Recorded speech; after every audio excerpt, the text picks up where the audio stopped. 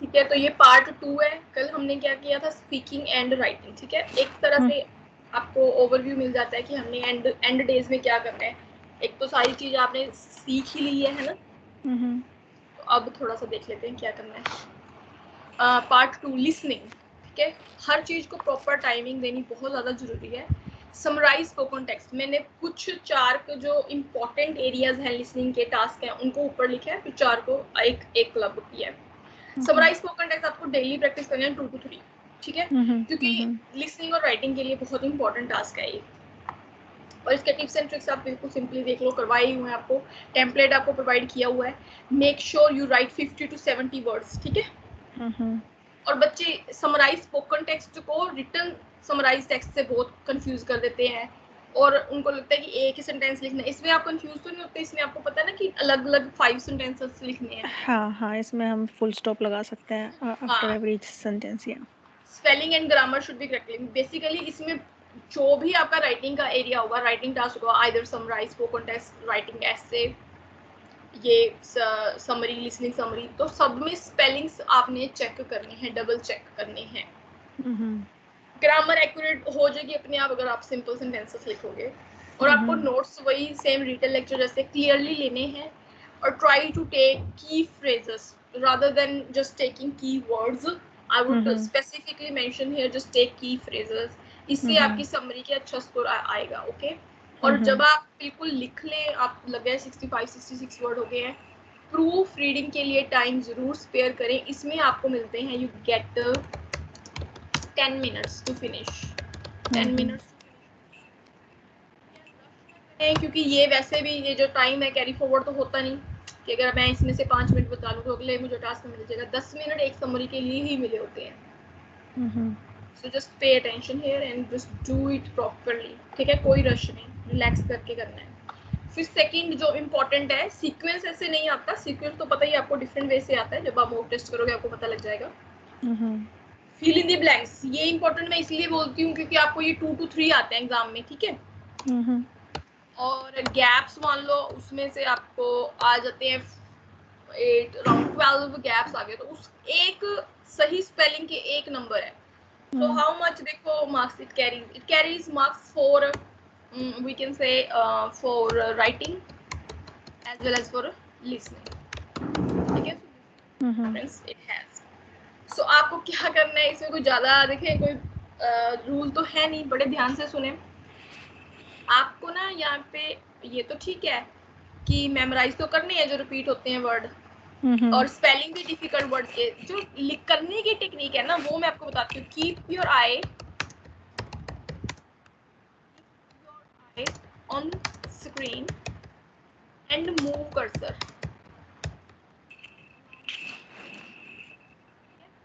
Cursor move करते रहना चाहिए आपका अलोंग द टेक्स्ट। ठीक है, गलत क्यों दिखा रहा है? एनीवेज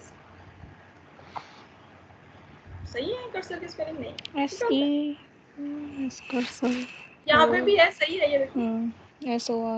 हाँ, पता नहीं, I don't know. Anyway leave it. अच्छा, आप move cursor along the text and write down words on the, भी आपको दी होती है ना वहाँ पे शीट, उस पे आपने राइट डाउन करने हैं, फिर उसके बाद टाइप करने हैं एंड देन टाइप। ठीक है, टाइप के बाद भी आपको चेक करने हैं, और एक गैप से दूसरे गैप तक जंप करने के लिए कौन सी टैब की यूज करनी है, टैब की। ओके, बिल्कुल सिंपल है। अगर आपकी कहते नहीं नजर हटी दुर्घटना घटी वाली बात हो जाएगी। अगर आपकी नजर बिल्कुल हट जाती है और बिल्कुल आप कॉपी में लिखने में बिल्कुल मशरूफ हो जाते हो, तो वो फिर मिस कर जाओगे आप। So make sure you listen carefully and gaps अच्छी तरह देख लो भी कहाँ कहाँ पे गैप है, क्योंकि हर रिकॉर्डिंग स्टार्ट होने से पहले, हर ऑडियो से पहले आपको 7 सेकेंड्स मिलते हैं। जस्ट पे अटेंशन कहाँ कहाँ पे गैप्स है, और फिर उसी अकॉर्डिंगली आप कर सकते हो। तो ये कुछ के लिसनिंग के मैंने आई थिंक मैंने आपको रिपीटेड वर्ड्स दिए भी हुए हैं, जो आप एक बार जरूर देख लेना। ठीक है, उसके बाद हम बात करेंगे हाईलाइट इनकरेक्ट वर्ड्स की। ये मैं वही एरियाज डिस्कस कर रही हूँ जो बहुत इंपॉर्टेंट है। ये बहुत इंपॉर्टेंट टास्क है रीडिंग एंड लिसनिंग के लिए। ठीक है, इसमें क्या है, ये सेकंड लास्ट टास्क है। अगर आप देखो टास्क है, यहाँ तक आते आते बंदा थक जाता है।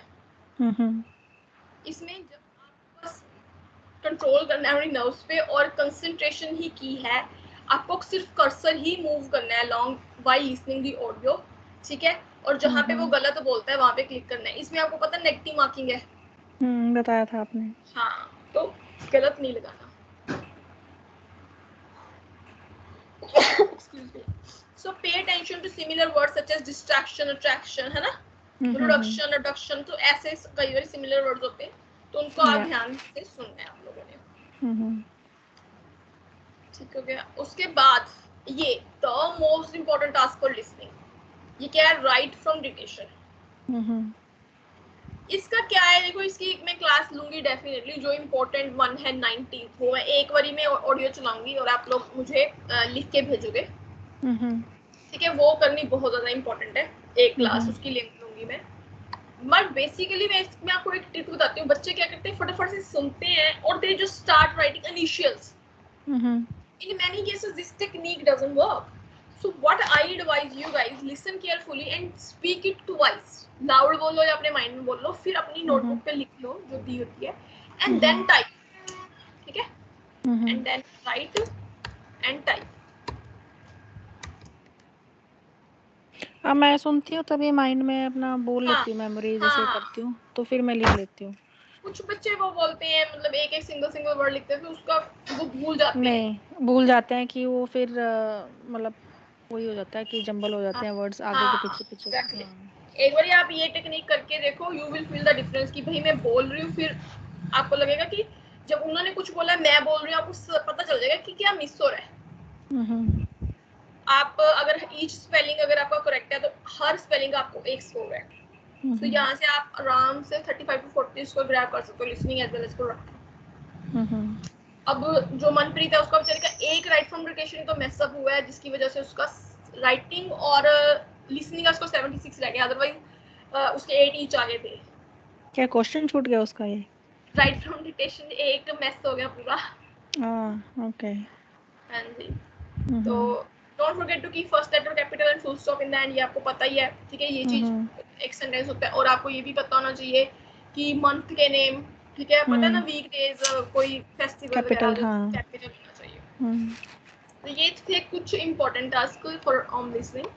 और ये अब highlight, correct summary, select missing word, MCQs, multiple answers and single answer. You just need to know the method because you cannot practice this task again and again because you never know from where you will get the questions, right? तो इसका तो कोई फंडा ही नहीं है, ये कभी repeat ही नहीं होते।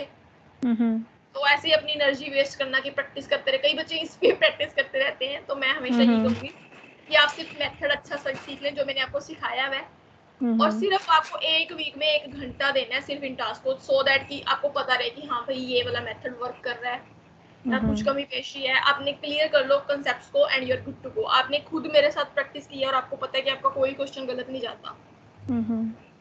तो multiple choice question, multiple answers में हमेशा कहती हूँ कि don't waste your time, if you got one right answer that's all.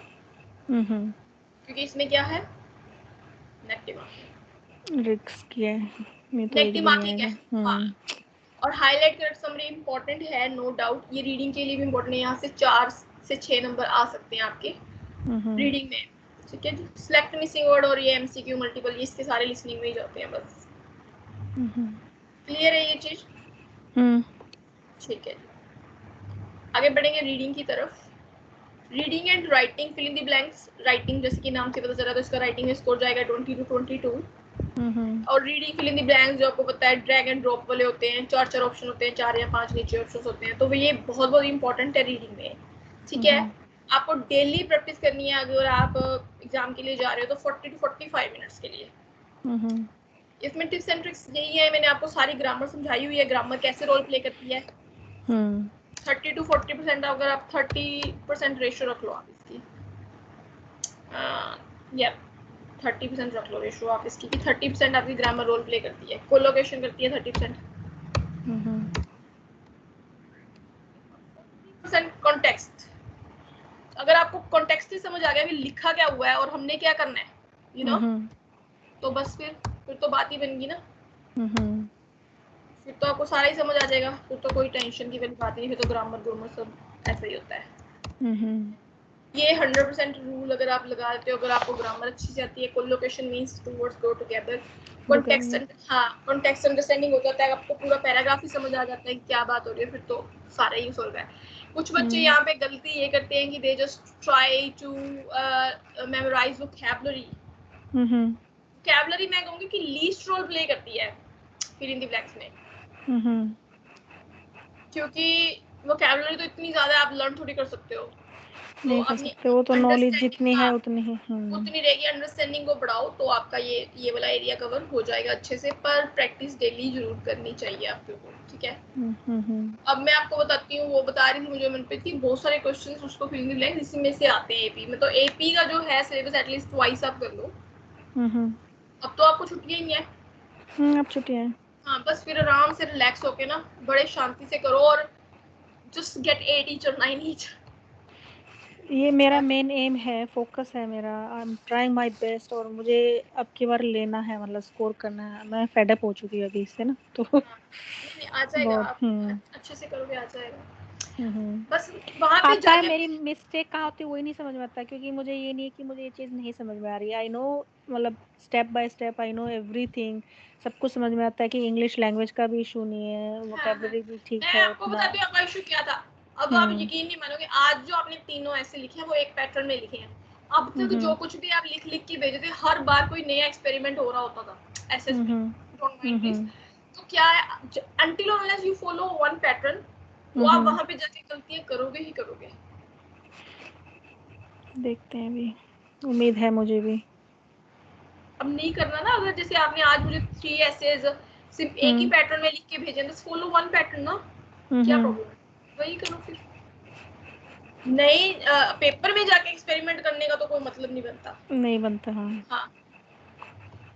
Reorder paragraphs important task है सिर्फ रीडिंग के लिए, यहाँ से आप ग्रैब कर सकते हो राउंड, अगर मैं लगाऊं, पता है ना पेयरिंग में होती है मार्किंग, मैक्स 8 to 10 आपके मार्क्स यहाँ से आ सकते हैं। तो अच्छी बात है, आप यहाँ पे इसकी प्रैक्टिस करो।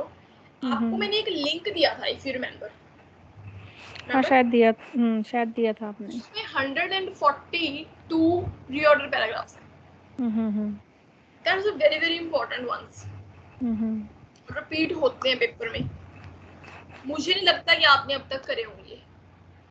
ये जो वो लिंक दिया था वो वाला नहीं किया अभी, तो मैं एपी यूनि वाले ही प्रैक्टिस कर रही थी, क्योंकि इस पे भी काफी पेजेस है ना। बाद में कर सकते हो क्योंकि एपी यूनि वाले बहुत ज्यादा हैं। ओके, हाँ वही मैं बोल रही हूँ, इसमें काफी सारे हैं।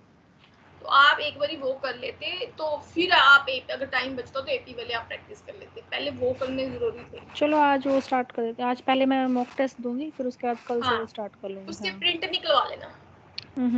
हाँ मैं ले लूंगी, घर पे है मेरे पास। आराम से। हाँ। सो आपको मैंने मेथड समझाया हुआ है, सारा समझ है, जैसे सब्जेक्ट ऑब्जेक्ट आर्टिकल्स का, इंडिपेंडेंट सेंटेंस फाइंड आउट करने का, ये सारा क्लियर है ना। ये तो रिकॉर्डेड वीडियोस आप देख सकते हो बाद में भी, पढ़ी होंगी, ठीक है। तो इसमें से आप जस्ट आपको प्रैक्टिस करने रिपीटेड वन, जैसे कि मैं अभी मैंने बोला है कि आपको उसमें से कर लो, आप जो रिपीट होते हैं उस पर प्रैक्टिस करो और मेथड समझ लो, तो ये इजी थिंग है, ये हो जाती है, कोई इशू नहीं है। और हमेशा कोशिश यही रहे आपकी एग्जाम में, अगर डिफिकल्ट आ गया और समझ कुछ नहीं आया तो at least if you get 5 paragraphs या 5 sentences, try to make 2 pairs accurate, तो भी आपका अच्छा स्कोर आ जाएगा। अच्छा, तो जो लीस्ट इंपॉर्टेंट टास्क हैं वो मैंने बस इसमें क्लब कर दिए। MCQ, multiple answers and single answer practice for 30 minutes in a week, बस एक वीक में 30 मिनट्स कर लिए। मेथड आपको पता ही है, उसके अकॉर्डिंगली अंडरस्टैंड करना है कि कैसे कैसे करने समझाए हुए हैं। मल्टीपल आंसर्स में अगर आपको एक मिल गया, just move to the next question, don't waste your time at all. ठीक है जी, दिस वाज इट। तो ये था, ये जो सारा मैंने आपको पीटी का बता दिया कि 10 डेज में आप कैसे प्रैक्टिस कर सकते हो फुली, ठीक है।